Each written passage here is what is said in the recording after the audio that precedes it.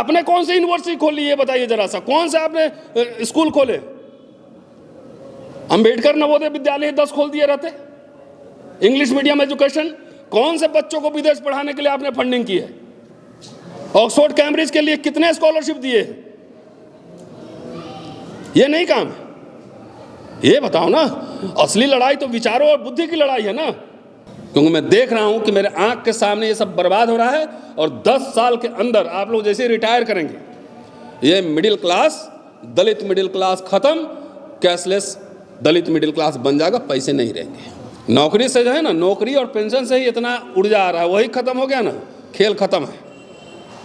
Business में interest नहीं है, बिजनेस करना नहीं है ना, खाली सबको नेतागिरी करना है। पत्रकार बनना नहीं है, बढ़िया वकील बनना नहीं है, सीए बनना नहीं है। बाबा साहब ने कहा है ना कि भाई कानून के नज़र में समानता एक बात है, प्रशासन की नज़र में समानता दूसरी बात है। कानून में तो सब सिटीजन हैं, लेकिन थाने में सब बराबर हैं कि नहीं बराबर, ये बात है। लेके और मान लो राजीव गांधी के पीरियड तक, है ना, उसमें कोई काम नहीं हुआ, सब मनुवादी था, सब चमचा था, सब दलाल था, सब पिट्ठू था, और आप ही एक बने हुए थे हीरा जवाहरात के। नहीं, पूरा जो पब्लिक सेक्टर का निर्माण हुआ पूरा, भाई हम तो एक जगह बोल रहे थे, हम बोले इमरजेंसी बढ़िया था, 5 साल लगाना चाहिए था, दलितों को कोई नुकसान नहीं था, पट्टे पे जमीन मिल रहे थे, फ्री से मिला था, बुला बुला के IIT में एडमिशन हो रहा था, कोई डर के मारे पीट नहीं रहा था। यहाँ दिल्ली में पूछ लीजिए, यहाँ बैठे हो जमीन मिला है कि नहीं मिला है, उत्तर प्रदेश में मिला है कि नहीं मिला है, पूछ लीजिए। अगर हम झूठ कह रहे हो तो बोलिए, तब उसी पे कोठी आपकी बनी हुई है। अरे कुछ नहीं हुआ, ये तो RSS कहता है कुछ नहीं हुआ, आप कैसे कह सकते हैं कुछ नहीं हुआ? हम कैसे कह सकते हैं कुछ नहीं हुआ? जो एक मिडिल क्लास बना, उसी ने ना सभी संगठनों को पैसा दिया। किसने दिया?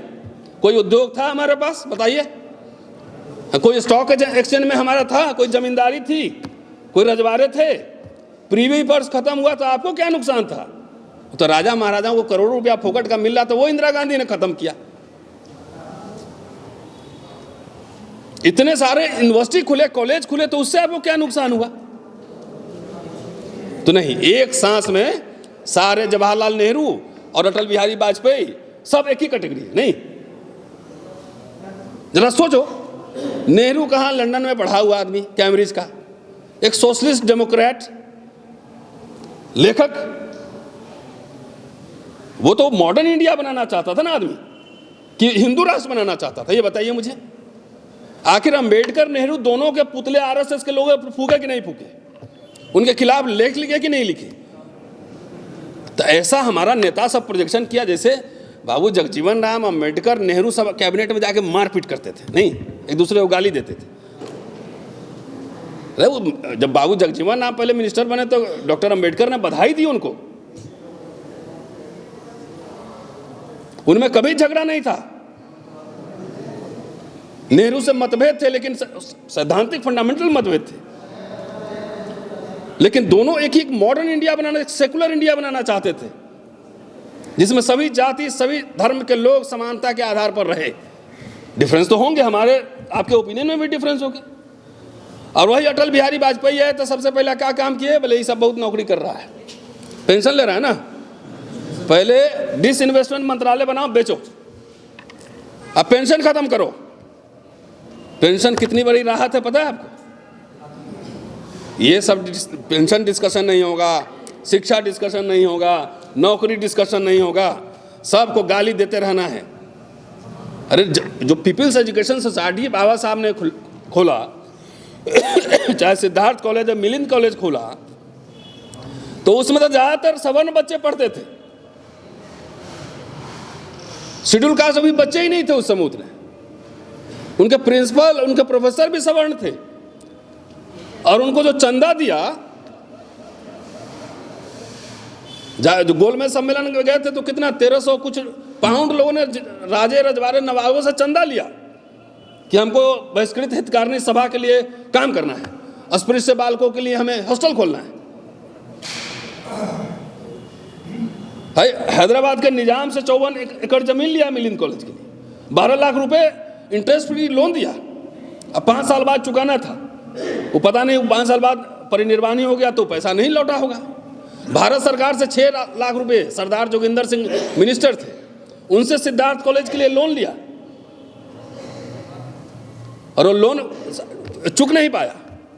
वो सुना, मैंने एक बात की थी अभी, विजय सोडवरे साहब हैं, वो बाबा साहब है, बहुत काम करते हैं, तो मैंने उनसे पूछा कि उस लोन का आखिर हुआ क्या। तो उन्होंने कहा कि इंदिरा गांधी जब प्राइम मिनिस्टर बने उन्होंने राइट ऑफ कर दिया, उसको खत्म कर दिया। किताब बाबा साहब राइटिंग स्पीचेज है ना, बाबा साहब को भारत रत्न नहीं दिया, ये नहीं दिया, वो किताब में ना है बाबा साहब, यार काहे के लिए नहीं समझ रहे, विचारों में है। उनकी किताब छापी भारत सरकार, महाराष्ट्र सरकार ने, हमने कभी थैंक यू बोला? किसी को थैंक यू नहीं बोलते हम, किसी को नहीं, सब दुश्मन है, सब मनवादी है, सब दलाल है, सब पिट्टू है, यही समझ है। जरा गौर से सोचिए, 400 रुपया साल का फीस देके हम पढ़ा रहे हैं, 28 साल से पढ़ा रहे हैं। मुझे क्या है, हम भी घर में आराम से रहते, तो मेरे ऊपर केस नहीं होता, मेरा प्रमोशन नहीं रुकता, हम भी विदेश घूमते रहते, क्या दिक्कत है? तो किसके लिए इतना सब पंगा ले रहे हैं? क्योंकि मैं देख रहा हूं कि मेरे आंख के सामने ये सब बर्बाद हो रहा है, और 10 साल के अंदर आप लोग जैसे रिटायर करेंगे, ये मिडिल क्लास, दलित मिडिल क्लास खत्म, कैशलेस दलित मिडिल क्लास बन जाएगा, पैसे नहीं रहेंगे। भेज देगा गाँव में, एकदम नेचर के पास रहिए, थोड़ा सा जो शुगर फैट वैट बढ़ गया सब खेत में काम करके ठीक हो जाएगा। नौकरी से जो है ना, नौकरी और पेंशन से ही इतना ऊर्जा आ रहा है, वही खत्म हो गया ना, खेल खत्म है। बिजनेस में इंटरेस्ट नहीं है, बिजनेस करना नहीं है ना, खाली सबको नेतागिरी करना है, पत्रकार बनना नहीं है, बढ़िया वकील बनना नहीं है, सीए बनना नहीं है, ठेकेदारी लेना नहीं है ना, ठेका नहीं लेना है, तो खाली नौकरी और पॉलिटिक्स। तो नौकरी खत्म, बाबा साहब जो बोले थे उसके उलट काम हो गया। राजनीतिक आरक्षण जारी रहेगा, लेकिन जो असली आरक्षण है एजुकेशन और नौकरी का, वो आरक्षण खत्म हो जाएगा। इसलिए पूरा समाज का जो है ना स्नायु तंत्र, नर्वस सिस्टम ब्रेक डाउन। हमारी वेदना ये है कि आने वाली पीढ़ी, हम 10 साल भी इतिहास पढ़ाते हैं ना, तो जितना पीछे देखते हैं उतना आगे भी देखते हैं। नहीं आ रही नौकरियां, कहाँ आ रही बताओ? 89 में मुझे याद है, मैं स्टूडेंट था उस समय, स्पेशल रिक्रूटमेंट ड्राइव निकला था कि नहीं निकला था? आप में से बैठे हुए हैं बहुत सारे लोग, 3-3 ये नौकरी छोड़ के वो कर रहे हैं, वो नौकरी छोड़ के वो कर रहे हैं, था कि नहीं था? है? अब संविधान तो रखा हुआ है, कुछ दिन में जाकर दीवार पर टांग दीजिएगा संविधान, आरक्षण, सब कुछ बोला हुआ करता था। संविधान खत्म करने का मतलब क्या है? उसे खत्म करने की घोषणा नहीं होगी, उसके प्रावधान धीरे धीरे इररिलेवेंट कर दिए जाएंगे, खेल खत्म। बाबा साहब ने कहा है ना कि भाई कानून के नज़र में समानता एक बात है, प्रशासन की नज़र में समानता दूसरी बात है। कानून में तो सब सिटीजन हैं, लेकिन थाने में सब बराबर हैं कि नहीं बराबर, ये बात है। डीएम के सामने सब बराबर हैं कि नहीं बराबर है, एक बात है। सेक्रेटरी के सामने बराबर हैं कि नहीं, दूसरी बात है। तो बस आपको खाली संवैधानिक प्रावधान को लागू नहीं करना है, खेल खत्म हो गया, खत्म। लोग आपको क्या लग रहा है किसी दिन घोषणा होगी कि यह हिंदू राष्ट्र है और आज से हिंदू नहीं, वो ऑलरेडी चल रहा है। अब मनरेगा की जगह जी राम जी आ गया, हमारे दलित नेता का कहीं से कोई रिएक्शन आया? गांधी के बड़े क्रिटिक थे बाबा साहब, लेकिन दोनों एक पॉइंट पे मिलते भी थे, ऐसा नहीं, एक पॉइंट पर मिलते भी थे। पूना पैक्ट होने के बाद 10 साल तक पूना पैक्ट का सेलिब्रेशन किया बाबा साहब ने, जाकर राइटिंग स्पीच देख लीजिए, उसी में लिखा हुआ है कि चलो कुछ अब सांस ले सकते हैं। स्कूल शिक्षा, यूनिवर्सिटी शिक्षा, 2 बड़े कॉलेज खोले, सोसाइटी खोला। हमारे नेता कॉलेज यूनिवर्सिटी को कुछ नहीं है, ये सब छोड़ दीजिए। तो साहब टाई सूट पहने हुए हैं, ये नौकरी से ही पहने हुए, बच्चे पढ़ा भी रहे होंगे, मैं भी बेटा को विदेश में पढ़ा रहा हूँ, बेटी को भी भेजूंगा, वो नौकरी सही है। एक प्रदेश में लाखों लाख नौकरियां हो, तो 10 लाख नौकरी होगी तो हमें भी तो 1.5 लाख मिलेगा, लेकिन ये हमारे डिबेट में नहीं है, ये दुर्भाग्य है। इसलिए मैं कई बार कहता हूं, अपनी बात खत्म करता हूं कि ये तो प्रॉब्लम तो बता दिया आपने, सॉल्यूशन क्या है उसका भी तो बताइए। नहीं ऐसा है ना, सॉल्यूशन सब हम ही बता देंगे तो दिमाग पे जोर नहीं डालेंगे ना। सॉल्यूशन बताइए ना, उसमें क्या बात है, प्रॉब्लम तो आपने गिना दी। नहीं बैठिए ना, गिना दिया तो उसका समाधान भी आप ही ढूंढेंगे। हम ये, अरे वो सुनो तो सही, 1 मिनट बैठो ना भाई, जाके नेताओं को बोलो मैनिफेस्टो तैयार करो, सड़क पे उतरो, लड़ो कि हमारी नौकरियां खत्म क्यों हो रही है। ये है सॉल्यूशन, ये सॉल्यूशन है। वोट के दिन खाली मत आओ, रोड जाम करेगा कौन, सड़क पे धरना करेगा कौन, रामलीला ग्राउंड कौन भरेगा, हम भरेंगे, ये मेरा काम है।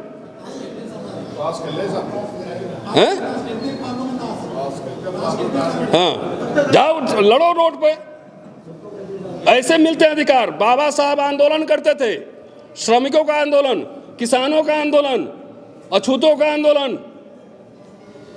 हम लोग अगर रोस्टर की लड़ाई जीती तो आंदोलन से जीती।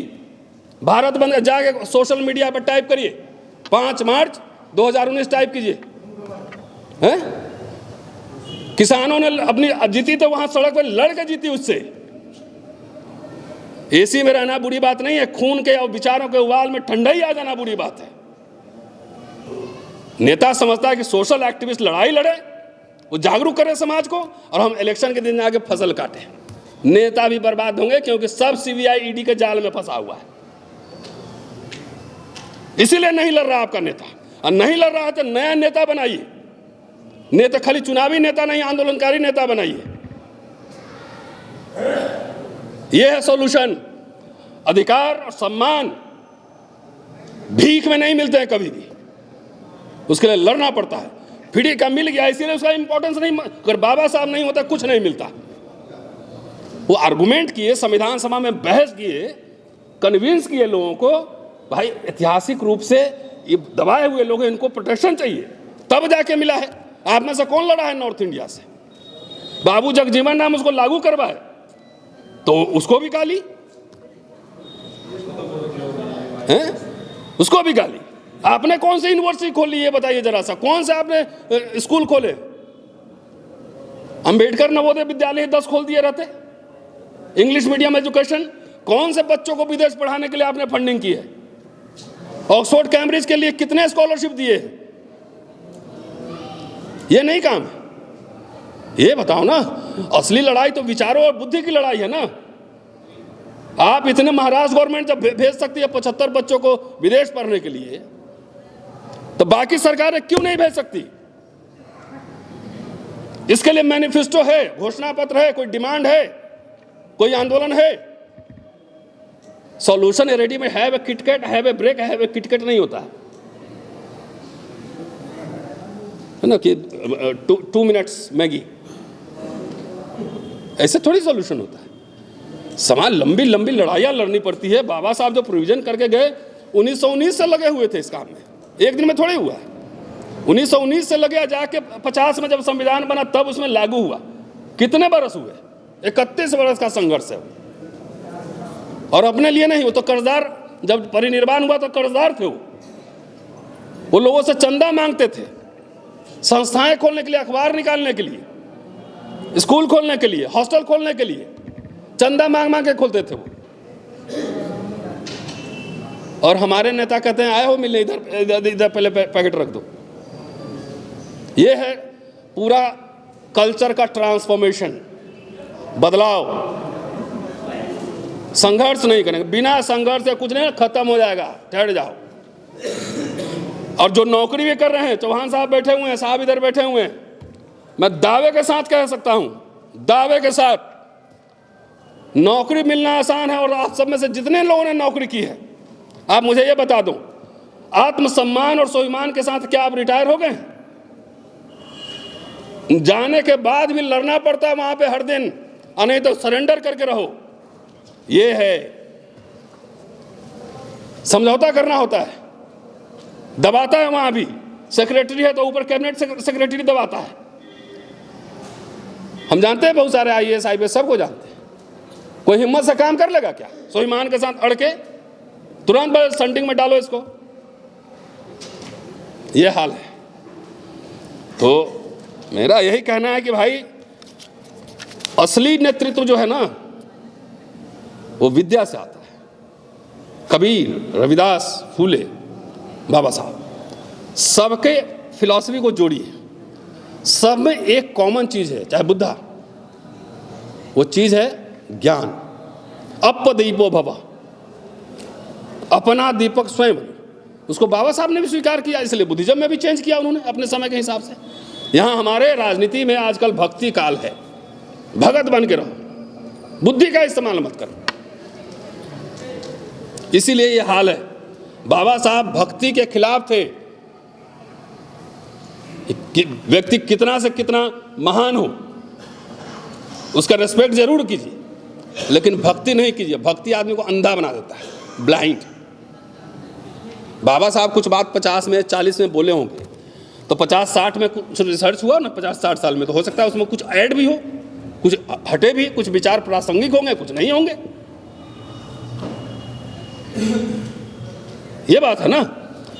तो इसलिए भाई साहब, अगर विश्वविद्यालय जो ज्ञान विज्ञान के सृजन के केंद्र हैं, आप नेता रहे हैं विश्वविद्यालय में, समझ गए ना। तो जो 50-60 साल में जो मिला था ना, 10 साल में ही उसकी हालत जो है ना पंक्चर करके रख दिया है ना, इररिलेवेंट बना दिया है।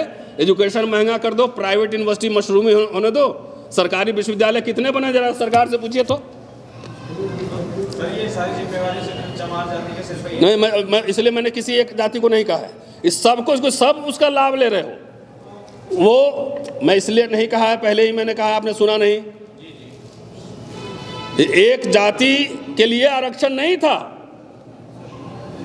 ये सबको मिलके एक साझा योजना कार्यक्रम बनाना पड़ेगा। सब घेटुआई जो कि इस जाति का खटिक का इधर कर लो, चमार का इधर कर लो, जाटव का उधर कर लो, वाल्मीकि का इधर कर लो, तो इससे सॉल्यूशन निकल जाएगा। और वही हो रहा है। उसमें से एक नेता को आता है 5 लाख रुपया पकड़ाया, एक विधानसभा का टिकट दे दिया, खुश है। मुझे नहीं चाहिए टिकट विकेट भैया।